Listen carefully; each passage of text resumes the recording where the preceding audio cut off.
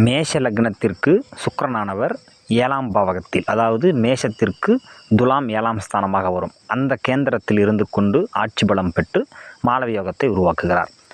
அவ்வாறாக ஏற்படுத்தக்கூடிய சுக்கிரன் லக்ன பாவத்தை பார்த்து ஒரு கவர்ச்சியான ஒரு உடல்வாகு, கவர்ச்சியான உடல் அமைப்பை கொண்ட ஒரு நபரை உருவாக்குகிறார். அதுபோல் ஆடம்பரமான சொகுசான வாழ்க்கையை தருகிறார். வற்றாத செல்வத்தை அவருக்கு வாழ்நாள் முழுக்க தருகிறார். அதே சமயம் 7ஆம் பாவத்தில் கலத்திரகாரகன் கலத்திரஸ்தானத்தில் இருப்பது காரகோ பாவனாஸ்தி என்ற தத்துவத்தின் அடிப்படையில் திருமணத்தில் குழப்பங்களை உருவாக்கவும் அவர் தவறுவதில்லை. காரணம், அந்த காரகோ பாவனாஸ்தினுடைய பாவ அமைப்பின்படி தாமச திருமணம் அல்லது தனக்கு சமமில்லாத ஒரு வாழ்க்கை துணையை வாய்க்கப்பெறுகிறார். திருமண வாழ்வு ஒரு இனிமையாக இல்லாத ஒரு சூழ்நிலைகளை உருவாக்கி திருமணத்தில் குழப்பம், திருமண வாழ்வில் குழப்பம், ஆனால் ஒரு சொகுசான வாழ்க்கையும் தருகிறார்.